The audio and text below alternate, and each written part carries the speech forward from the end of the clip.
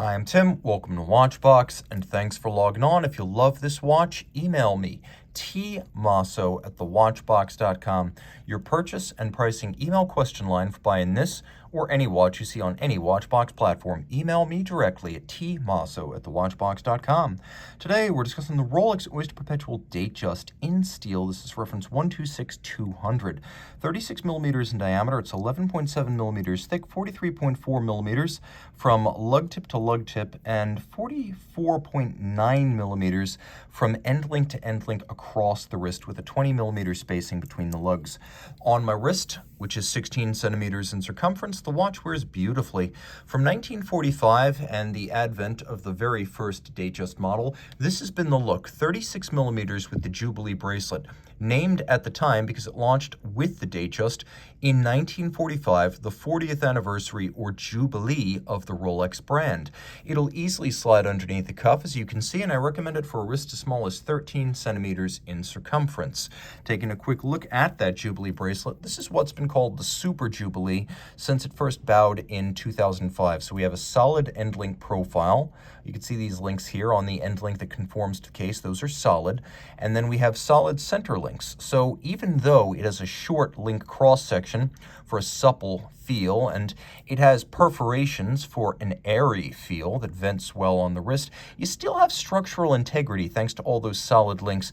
The Jubilee bracelet is no longer for dress only. In the modern era, it can be used as a sports watch bracelet. It's also graceful. You can see there's a little bit of a taper to the bracelet. That's how you can usually tell the difference between a counterfeit Rolex bracelet and the real thing. That taper often gets omitted. And then we have polished outer faces, polished centers, satin shoulders, removable links fixed by screws, and plenty of them, so you will get the right size. We have a clasp with a beak and a hook and a little lever action, spring-loaded lift lock. You can see it pivoting a little bit here. You actually have to open this thing. You can't just pull it open. You need to lift and unlock. It's a level of security that appears deceptively simple at first glance. Internally, the clasp is polished, the steel is thick gauge, there's a 5 millimeter easy link, snap in, snap out, tool-free adjustment system, and then there are 3 divots drilled inside the clasp, and you can use your strap tool to change the anchoring point of the bracelet inside the clasp. So that allows you a third way to fine-tune. Easy link, the 3 divots, and then the removable links. Rolling around to the case, lovely, tapered, handsome, oyster case, solid case back. You have a screw-down twin lock crown in steel. That's what that little slash means. It means it's a twin lock in steel. 100 meters water resistant. We have a domed bezel, which is a wonderful departure from the standard conical bezel used on most steel Datejusts. Gives a little bit of an Oyster Perpetual vibe, like a throwback to the bubble backs of the 30s, 40s, and 50s. The case has a lovely break between the case flank and the lug hoods, but you can see that they're both polished, unlike some of the sports models. We have a sapphire over the dial with a sapphire Cyclops eye magnifier. The dial is a metallic chevron pattern, so that's what that's called. It's called the chevron dial.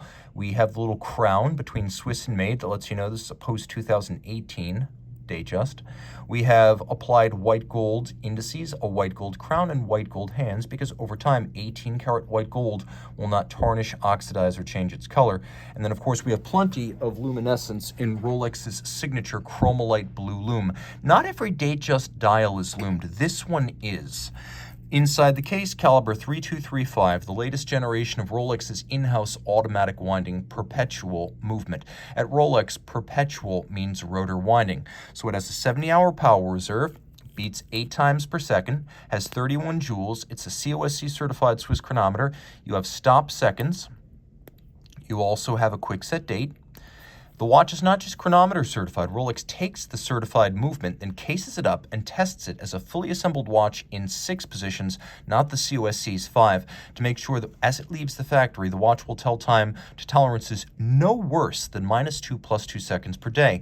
It has a Breguet overcoil hairspring shaped by hand that allows the watch to keep the same time no matter what its orientation with respect to gravity, and that hairspring is made of a blue oxidized niobium zirconium alloy Rolex calls power monochrome blue that is highly anti-magnetic. To top it all off, the watch has shock resistance features, including a ball bearing for its winding rotor rather than the older generation which used a jeweled staff.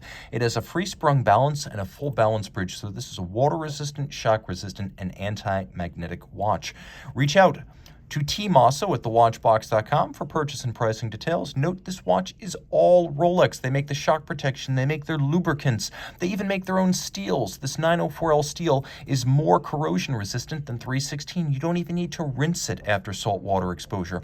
All of this and more. A Rolex is like an onion. It has layers, and as you unpeel them, you realize simplicity belies the complexity that lies within. Reach out to Team Mosso at thewatchbox.com.